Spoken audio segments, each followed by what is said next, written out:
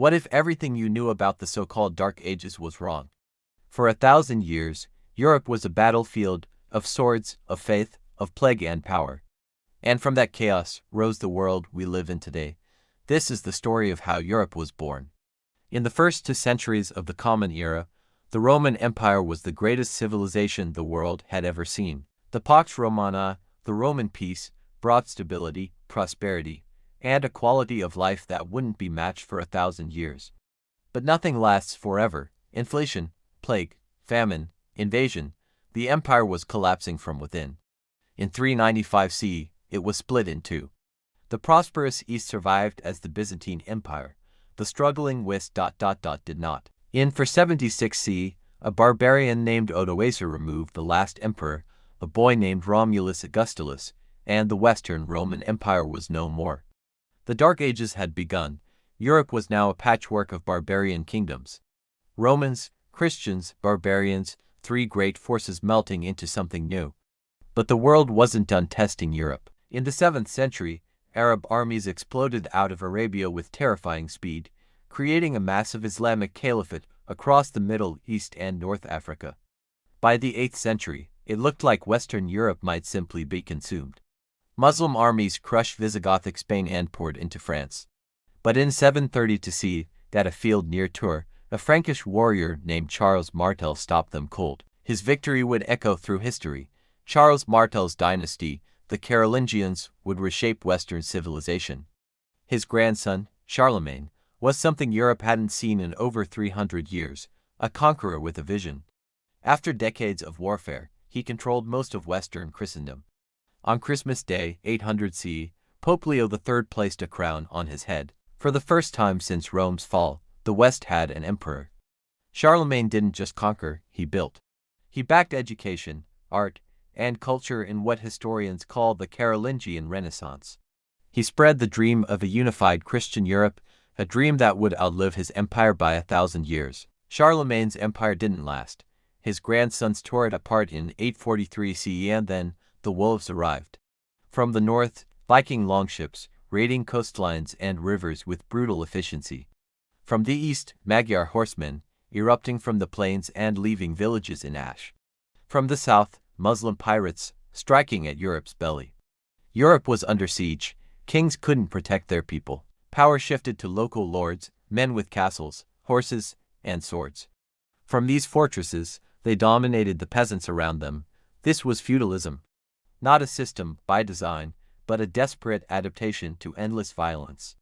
Then, slowly, almost imperceptibly, things began to change. The climate warmed, crops grew, villages expanded. Forests were cleared. And for the first time in centuries, people had enough to eat. The year 1000 CE marks a turning point. Trade networks revived. Cities grew. A new merchant class emerged, wealthy enough to challenge the old feudal order. Universities were founded. Art and architecture exploded. The barbarian raiders, Vikings, Hungarians, settled down, converted to Christianity, and became part of Europe. Otto the Great crushed the Hungarians at Lechfeld in 955 and was crowned emperor. Europe had an empire again, a German one, this time the Holy Roman Empire. Europe was no longer just surviving, it was building. Flush with confidence, Europe began pushing outward. The Norman Duke William invaded England in 1066, and at Hastings, ended Anglo-Saxon rule forever. Normans also conquered southern Italy and Sicily. Christian kingdoms pushed back against Muslim Spain in what they called the Reconquista. And in 1095, Pope Urban II issued the most consequential speech in medieval history, "Liberate Jerusalem." Thousands answered the call. The Crusades were brutal, chaotic, and ultimately failed to hold the Holy Land. But they signaled something world-changing. The Catholic Church was now the most powerful institution in Europe. Popes didn't just guide souls. They commanded armies. They humiliated emperors. When Holy Roman Emperor Henry IV defied Pope Gregory VII, he stood barefoot in the snow for 3 days begging forgiveness. The Church had won. As the Church grew powerful, kings grew envious and followed suit. England's Norman kings forged a tight, centralized state. France's Capetian dynasty slowly expanded their domain until they ruled a real kingdom. In Iberia, The Reconquista gave Christian kings the land and resources to build powerful states. But in the Holy Roman Empire, the opposite happened. Emperors bargained away their power to local princes. The great empire fragmented into a mosaic of petty principalities. Frederick Barbarossa tried to reverse this, and failed. A new Europe was taking shape, not one empire, but rival nations. Then came the worst catastrophe in European history. In 1347, a plague arrived from Central Asia. Within months, it swept across the continent. The Black Death killed approximately 1 in 3 Europeans. Entire villages vanished, cities became graveyards. Priests fled, kings died. No one was safe. And yet, from this darkness, something unexpected emerged. With fewer mouths to feed and fewer hands to work, the survivors held power.